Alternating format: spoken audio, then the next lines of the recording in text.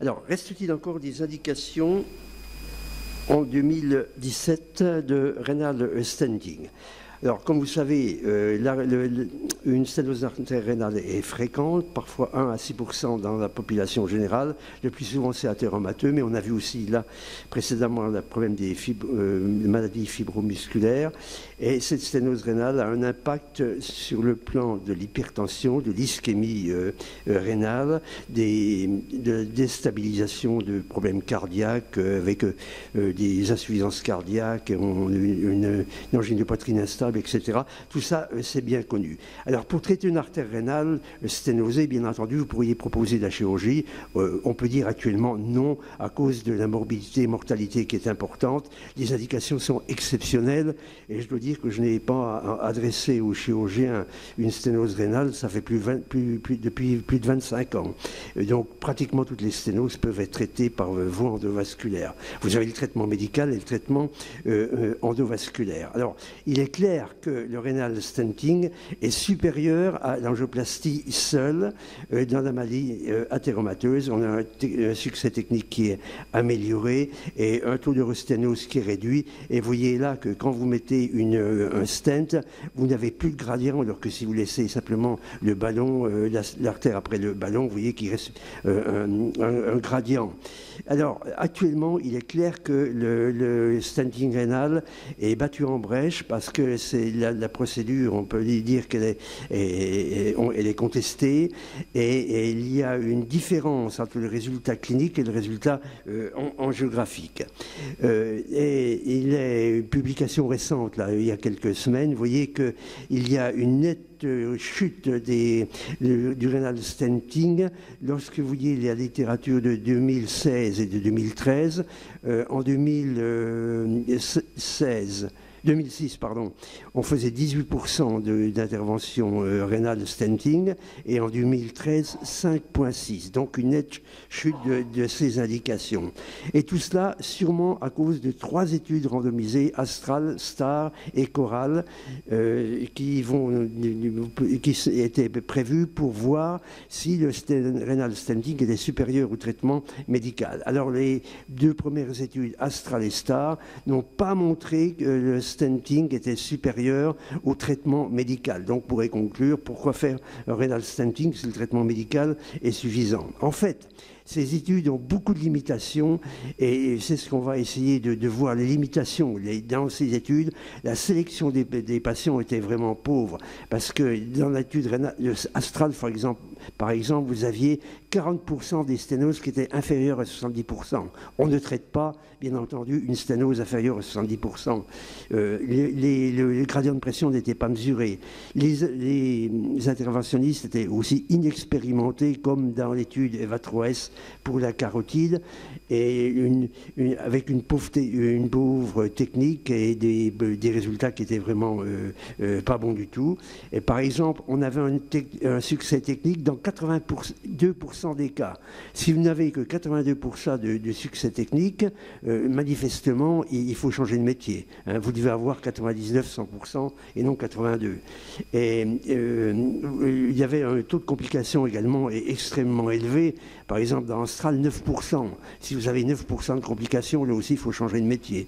Donc, on peut contester ces études.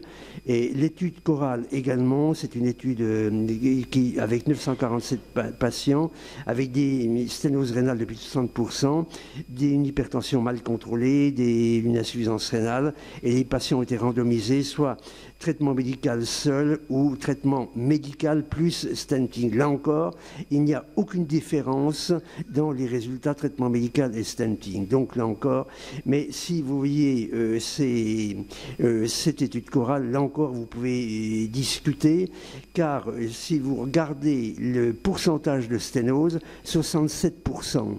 Donc la majorité des patients n'avaient pas de sténose et serrée, et l'hypertension est également modeste, puisque l'hypertension moyenne était à 149, on va dire 150. Donc là encore, des sténoses qui étaient modérées et une hypertension qui n'est pas très importante. Donc ce que l'on peut dire de ces études, c'est que les conclusions manifestement sont dangereuses parce qu'on ne peut pas refuser un stenting rénal à tout le monde. Il est certain qu'il y a des indications qui ont été abusives, mais il reste des indications et on ne peut pas supprimer le bénéfice de la procédure à cause de ces séries qui étaient manifestement mal étudiées. Et on peut dire qu'actuellement le stenting garde des indications, mais pour des sténoses significatives. Donc, comment sélectionner les patients, la lésion? Par l'imagerie, avec l'ultrason et le CT scan en MRI, et surtout l'angiographie qui est le gold standard. Et on peut dire qu'une sténose est significative, hémodynamiquement significative, si elle fait plus de 70%, mais parfois vous avez des difficultés pour apprécier l'importance de la sténose. Alors à ce moment-là, vous utilisez les gradients de pression, je ne veux pas insister là-dessus. Parfois, vous pouvez l'étudier avec papaverine, avec d'autres produits, etc. Le gradient de pression est important, l'index de résistance aussi, le FFR, comme en coronaire, on peut faire aussi FFR, l'IVUS, l'ultrason également peut être important. Les biomarqueurs, c'est peut-être plus discutable, il y a des résultats qui sont positifs, des résultats négatifs, c'est quand même pas fait de tous les jours. Mais si vous voulez de bons résultats, manifestement, il faut une bonne technique. Bonne technique, c'est-à-dire choisir la voie d'abord, utiliser des bons cathéters, des bons guides, etc. Et bien voir le diamètre du stent par rapport au diamètre de l'artère rénale. Jamais overdilater une artère rénale, vous avez un risque de rupture qui est important. La majorité du temps, on fait un primary stenting, on stent d'emblée, et on ne prédilate qu'en cas de sténose extrêmement serrée et très calcifiée. Alors voilà un résultat, tout ça c'est bien connu, mais bien entendu il y a un problème, c'est la détérioration de la fonction rénale après stenting rénal. Et vous savez qu'on détériore, quand vous mettez un stent, vous détériorez la fonction rénale dans 20 à 30% des cas, quelle que soit la technique.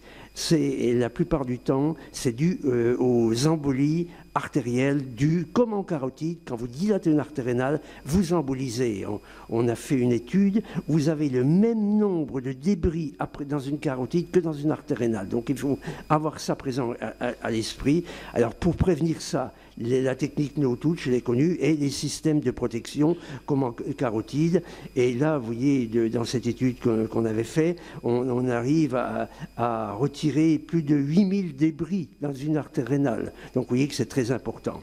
Et là, toutes les séries qui ont été publiées montrent que si on utilise des systèmes de protection, on a beaucoup moins de détérioration de l'artère rénale. Et j'avais personnellement publié à plusieurs reprises une série de plus de 160 patients, et vous voyez qu'on avait 5% de détérioration rénale au lieu de 20 à 30. Donc les indications de cette protection, peut-être pour l'avenir, tous les patients, je sais que c'est discuté, c'est coûteux, mais il faut au moins protéger les patients qui ont une insuffisance rénale, les sténoses bilatérales, les reins uniques, les patients qui ont une aorte très détériorée, les patients âgés, les diabétiques peut-être, enfin il y a sûrement des indications, mais tout le monde n'est pas d'accord. Bon, pourquoi on fait un stenting? Parce qu'on peut améliorer, stabiliser l'hypertension dans 70% des cas. Et vous voyez par exemple que dans cette étude Hercules, la pression systolique était diminuée dans 78% des cas à 9 mois. Donc on a un effet du stenting rénal. Et on peut améliorer la fonction rénale. Là encore, vous voyez, vous améliorez 26% des cas, c'est pas beaucoup, mais vous la stabilisez dans 48% des cas. Donc c'est pas inutile dans bon nombre de cas. Vous améliorez également la survie de ces patients. vous réduisez l'hypertrophie ventriculaire résistante avec, chez un patient qui est traité avec 3 drogues et au moins un diurétique. C'est l'hypertension résistante que vous avez discuté. La néphropathie ischémique, incluant notamment les sténoses rénales unilatérales sur un rein unique ou des sténoses bilatérales avec un GFR inférieur à 45. Donc ça, c'est des indications qu'il faut garder si vous avez une sténose significative que vous avez prouvée angiographiquement et éventuellement par le gradient. Également, on peut discuter, peut-être certains se rendent compte, les sténoses unilatérales avec insuffisance rénale, c'est-à-dire un GFR inférieur à 45. Une sténose rénale unilatérale avec un problème cardiaque et des problèmes qui sont challenging cases, comme on dit, chez des lésions à haut risque, les bifurcations précoces, des petites artères, des calcifications concentriques, une aorte athéromateuse, tout ça. Bon, on peut discuter l'indication, ça doit être réservé, bien entendu, à des cathétiseurs qui ont l'habitude.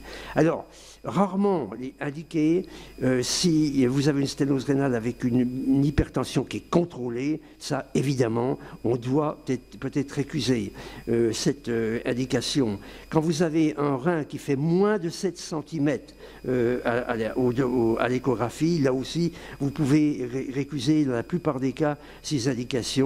Et aussi, un patient en insuffisance rénale sous hémodialyse de plus de 3 mois et le problème des occlusions de l'artère rénale. Alors ça, on en a fait, on peut le faire. Est-ce qu'il faut vraiment le faire? C'est discutable, ça dépend bien entendu de l'expérience aussi des gens. Alors quels sont les résultats du stenting? Et on a actuellement, comme je vous ai dit, un succès technique pratiquement dans tous les cas, avec de bons résultats anatomiques, très peu de complications, un taux de resténose qui est bas la plupart du temps et une perméabilité à long terme qui est bonne. Et mon expérience personnelle, si vous voulez, c'est plus de 1300 patients, artères, pardon, avec un résultat, un succès technique de 99,9%, et on a eu 2 échecs au début de notre expérience, et tous les derniers cas, je vous garantis que c'est la plupart, tous ont été des succès. On a eu des complications sérieuses dans moins de 0,5% des cas, et le taux de resténose dépend du diamètre de l'artère. Vous voyez qu'il est plus important pour les petites artères, 17%, mais si vous dilatez les artères de 6 mm, il est de 10%. Alors, quel stent? Bien entendu, on utilise en général des stents classiques, nitinol, mais il y a récemment, là, il y a quelques semaines aussi, une publication qui rapporte l'utilisation de drug-eluting stent dans l'artère rénale, et là encore, les résultats sont excellents, puisqu'il y a dans le groupe DES, des drug-eluting stent, le taux de resténose est de 7%, et si vous utilisez un drug-eluting stent plus un natinol, c'est-à-dire double stent, le taux de resténose est de 0%. Pourquoi double stent? C'est-à-dire que le drug-eluting stent n'a pas une force radiale suffisante, et vous mettez un autre stent, un bare metal stent, et là vous avez un bon résultat, et c'est peut-être l'avenir, mais bien entendu c'est cher. Alors il est clair que là aussi, quand vous voyez les résultats avec les drug-eluting stents, vous voyez qu'il y a un excellent résultat sur la pression systolique, la pression diastolique, la pression moyenne. Il n'y avait pas eu de détérioration de la fonction rénale avec les bare metal stents. Ainsi, on peut dire qu'il y a une réduction significative de l'instant restenosis avec ces drug-eluting stents, et l'hybride technique, les 2 stents comme je vous ai décrit, là manifestement ça donne encore d'excellents résultats. Alors oui, simplement pour vous dire qu'on peut utiliser, on l'a dit tout à l'heure, et des drug-eluting balloons également en cas de resténose. Pour conclure, le renal stenting garde des indications, mais pas pour tous les patients. Il faut bien sélectionner les patients. Il faut avoir une bonne technique, des bonnes indications, une bonne technique, et avec des opérateurs expérimentés, le succès technique, il est pratiquement de 99 à 100%. Les complications sont rares. Le problème, c'est la détérioration de la fonction rénale après le stenting, avec le rôle possible des protections et le rôle des nouvelles techniques, drug-eluting stent, drug-eluting balloon. L'avenir nous le dira. Je vous remercie.